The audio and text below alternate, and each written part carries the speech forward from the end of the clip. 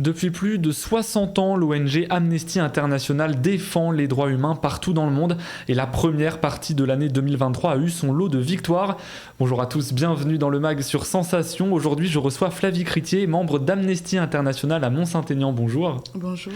Alors je le disais, depuis le début de l'année, vos actions ont abouti à plusieurs victoires, que ce soit des promulgations de lois ou encore des libérations de personnes injustement condamnées. Tout d'abord, partons du côté de l'Afrique avec l'abolition de la peine de mort en Zambie. Rappelons qu'en 1977, lorsqu'Amnesty International a commencé à faire campagne pour l'abolition de la peine de mort, seuls 16 pays dans le monde étaient abolitionnistes. Où en est-on aujourd'hui dans le monde ? Mais, écoutez, on a gagné des victoires. Beaucoup de pays, de plus en plus en tout cas, se joignent aux pays abolitionnistes de la peine de mort pour pouvoir justement abolir cette situation dramatique pour l'humain en fait. C'est ça, aujourd'hui voilà. Je crois que ce sont 112 pays qui sont abolitionnistes.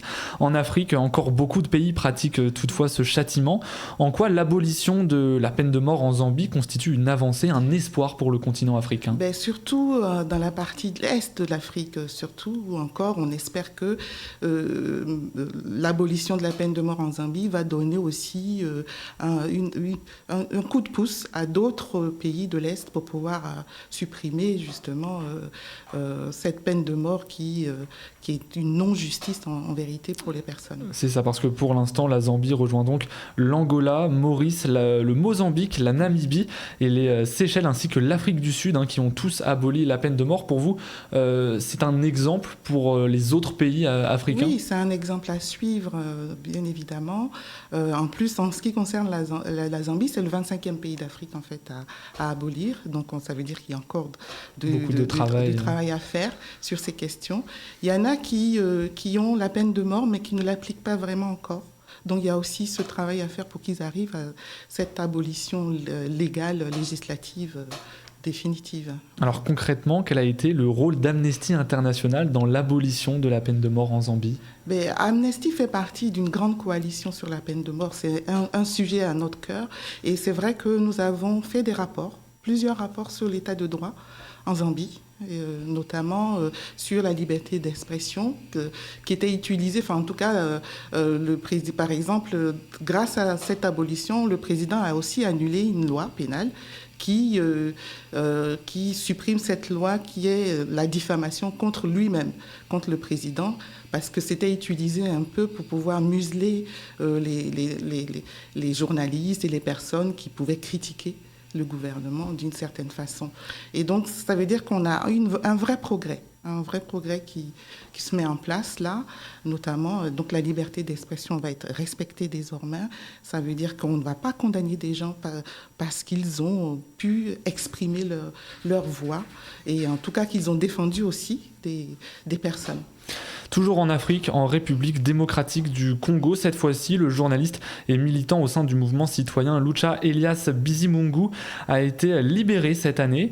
Sur quelles accusations était-il emprisonné et quelles étaient les conditions de sa détention ? En fait, Elias Bizimungu et d'autres militants sont installés au niveau de la zone du Kivu, du Nord Kivu, qui est une zone de très haute tension au Congo. Donc, ils dénoncent véritablement tout ce qui se passe là-bas, notamment les violences à l'égard des populations et tout ça pour la richesse de ce pays, en quelque sorte.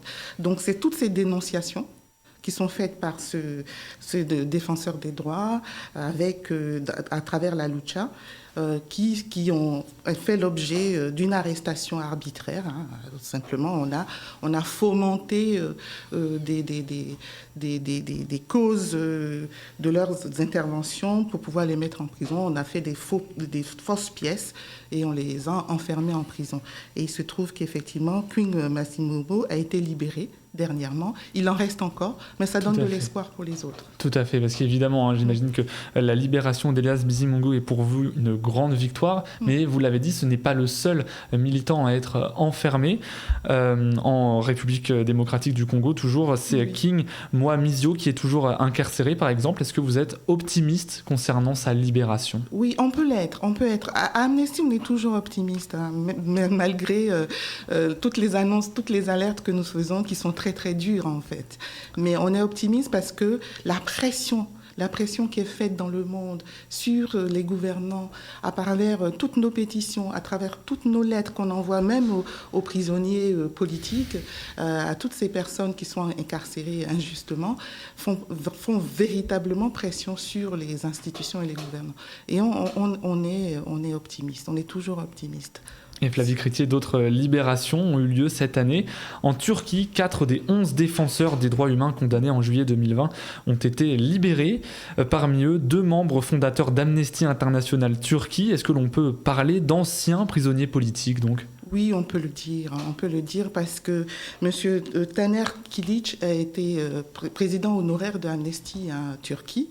Il a fait le travail qu'Amnesty, tous les défenseurs des droits font habituellement avec tous les autres défenseurs, c'est remettre au goût du jour, en tout cas, toutes les violations des droits humains en Turquie. Et forcément, il était dans le collimateur.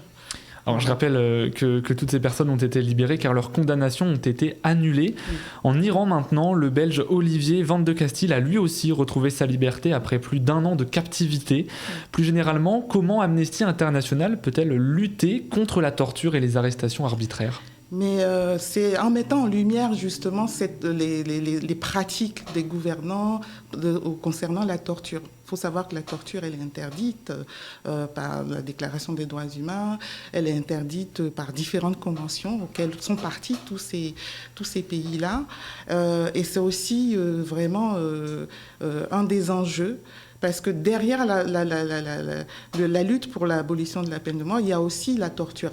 C'est ce que dit, en tout cas, tous nos chercheurs disent que quand on a un pays qui condamne à la peine de mort, conduit forcément à la torture des personnes emprisonnées, quel que soit le type de crime commis d'ailleurs. Et au Mexique, cette fois-ci, à San Luis Potosí, un bureau du procureur spécialisé dans les féminicides a récemment vu le jour. C'était le 13 janvier, pour être un peu plus précis. En quoi la création de ce bureau était nécessaire ? C'est une grande avancée, en tout cas au niveau de cette région d'ailleurs, où les féminicides n'étaient pas reconnus. Il a fallu Amnesty, pour les droits des femmes, pour les violences faites aux femmes, avait beaucoup travaillé ces questions-là, notamment dans les 10 jours pour signer que nous avions fait en 2021. On avait mis en lumière justement le combat de ces femmes-là pour que la justice soit faite, surtout, qu'on leur rende justice en fait, une fois à leur famille surtout, mais aussi justement pour qu'on ne reste pas dans l'impunité aussi en matière de justice. Et une autre avancée qui nous vient d'Europe, cette fois-ci de Finlande, avec l'adoption d'une loi permettant une grande avancée pour la protection des droits des personnes transgenres. Pouvez-vous nous en dire un peu plus sur cette nouvelle loi ? En quoi consiste-t-elle ? Elle consiste tout simplement à considérer que les personnes transgenres sont des êtres humains avant tout. Et qu'ils ont des droits, parce que leurs droits étaient restants. Il y avait la stérilisation qui faisait partie de des violations des droits de l'humain, tout simplement. Ils n'avaient pas le droit de pouvoir envisager même d'avoir des enfants. Où il y avait, voilà.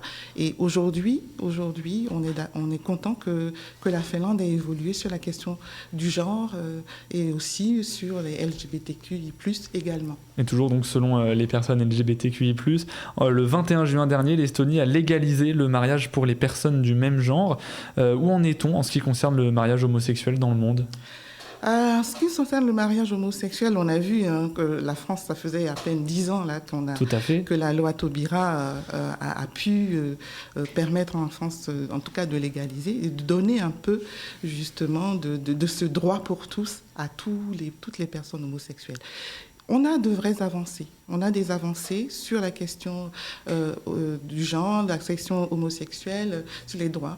Et ça, c'est ça qui est important pour Amnesty, c'est que tous les êtres humains sont égaux en droit. Et cette année, nous célébrons les 50 ans du dispositif Action urgente d'Amnesty International, un outil qui permet de renforcer l'impact de l'ONG dans sa lutte pour la défense des droits humains. Un outil qui a également permis d'obtenir un grand nombre de victoires pour Amnesty International. Merci beaucoup Flavie Critier d'avoir été avec nous sur Sensation. Je rappelle que vous êtes membre d'Amnesty International à Mont-Saint-Aignan. Pour plus d'informations sur les actions d'Amnesty, on peut se rendre sur le site amnesty.fr. Merci d'avoir suivi cette émission. Vous pouvez la retrouver en podcast audio et vidéo sur notre site et notre application Radio Sensation.